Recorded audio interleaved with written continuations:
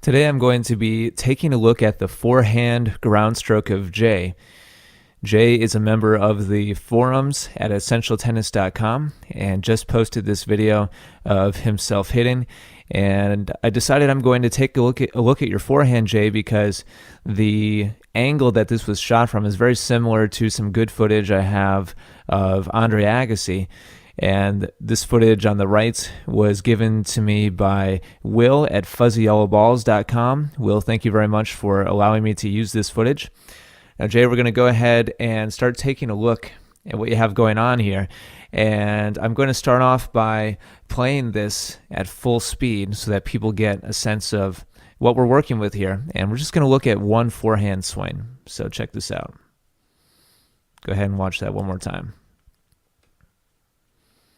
All right, now we're going to compare that to that of Agassi. Now, first thing we'll look at is your initial take back and how you're setting yourself up between yourself and the ball. And we're going to compare that to Agassi. And the two of you are very similar here with one exception.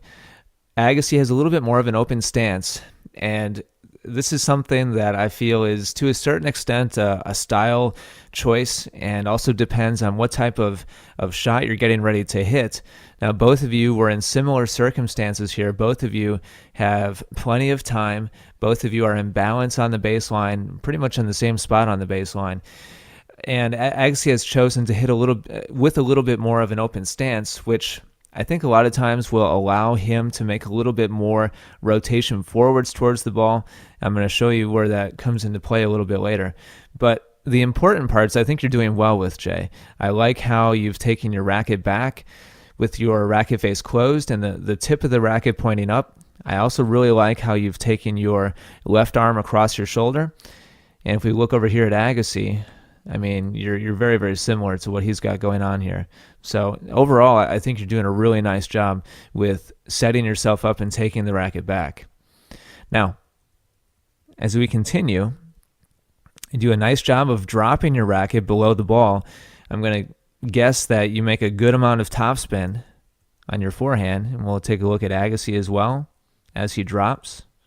And we'll just stop at the bottom of the swing here, which looks to be right here for Agassi.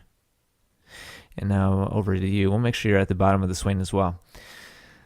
Now at this point, again, very similar. Your racket face is still closed, and both you and Agassi have dropped the racket below the ball. You've dropped a little lower below the ball, and Agassi's contact point on this forehand is a little bit low. It's kind of down at knee height, but he's still hitting a topspin drive. You've dropped well below the ball, which I think is great. I mean, if we draw a line between the two, looks to me like you have a good foot of drop below the ball, and that's excellent. That's a good setup here to be able to hit with some good topspin. I also like how you're unwinding your body, and at this point your chest is starting to face towards the camera. And now we're going to go ahead on towards contact. And I like your position at contact a lot. You're making contact with a nice square racket face. And also, you've done a good job of unwinding your body, and at this point, you're facing forwards towards the net. In fact, I like your position a little better than Agassi's here. Agassi is still a little bit closed most of the time for a semi-Western grip, which it looks like both you and Agassi have. Agassi may be a little bit more conservative, maybe a little bit more towards Eastern, but you're both turned more towards the topspin grip. And normally I like to see people facing towards the net as they make contact. It's not totally essential by any means, but it looks like Agassi might be a little bit behind his shot here. Here we see at the next frame, he's now facing forwards towards the net. So he's rotating forwards as well.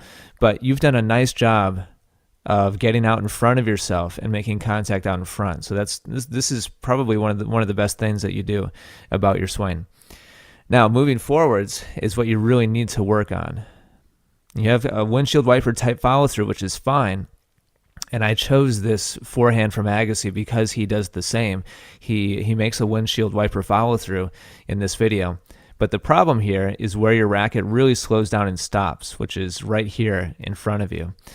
And your racket at this point is pointing out to your left. And this at this point right here, your body has stopped. It's completely slowed down. And if we look at Agassi, we see that his racket doesn't slow down and stop until it's well over on the left side of his body, and the tip of his racket is pointing back towards the back curtain, as opposed to yours, which again is pointing to the left. I also want you to notice his chest, which is pointing out to his left. And your chest is pointing a little bit to the left, but you're more facing towards the net. Your body has stopped rotating, and this is the biggest thing for you to work on, in my opinion, Jay. Your core needs to rotate a little more, and your hand and your arm need to bring the racket over towards your left side more.